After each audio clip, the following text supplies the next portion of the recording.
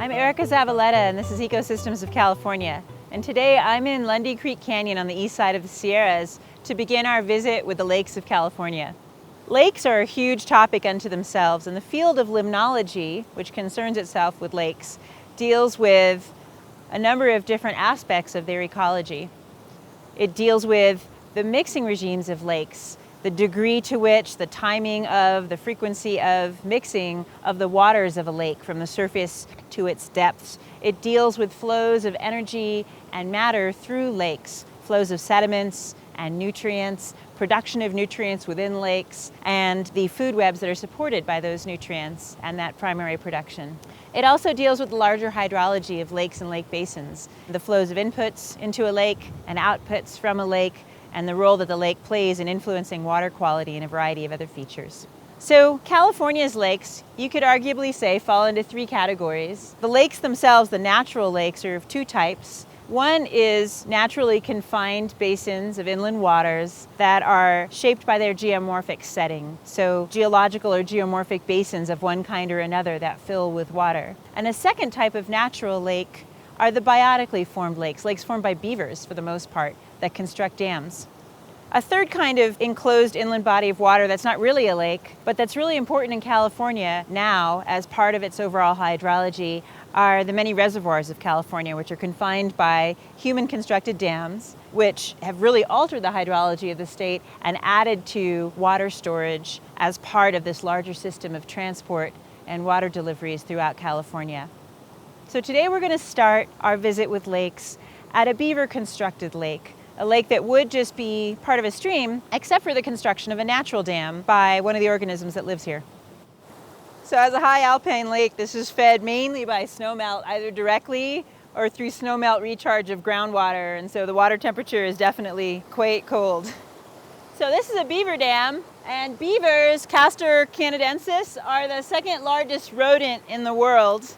They're incredible engineers. So although they rely on a variety of montane and forest aquatic habitats, they modify those habitats extensively to suit their needs.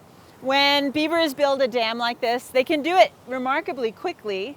They're doing it mainly to provide protection from predators, because by forming a pond or a lake like this, they can create a place in which they can build a lodge that's not accessible by large terrestrial predators. And so they'll build a dam like this by culling from all over the forest, cutting trees, cutting branches. In some cases, they'll actually cut and build canals to the water body in order to transport the logs and so on that they need. And the structure of the dam includes poles as supports and cross pieces, and then it's packed in with all of these other pieces of wood.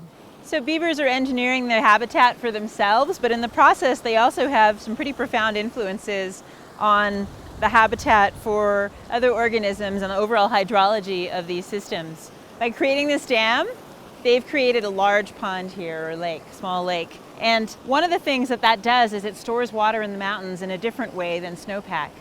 That may become increasingly important as the Sierra Nevada loses its snowpack over the next several decades as a result of climate change.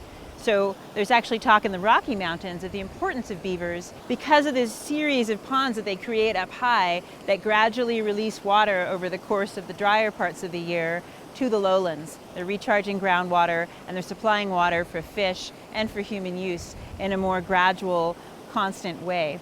The other thing that they're doing is they're improving the clarity and the water quality below their dams because they're trapping sediment behind their dams. And so sometimes that also has benefits for fishes as well as for human uses of water.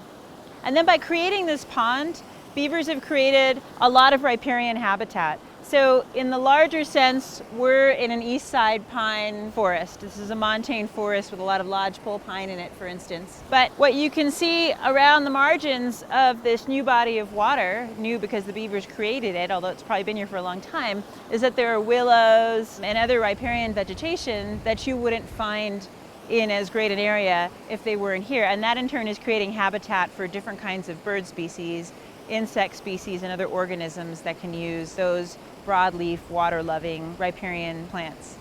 Beavers both eat wood and use it for all of their construction projects, and they leave clean cuts like this. They're using their two front teeth to clip the wood. And they're actually able to take really, really large trees and cut them down using their teeth entirely.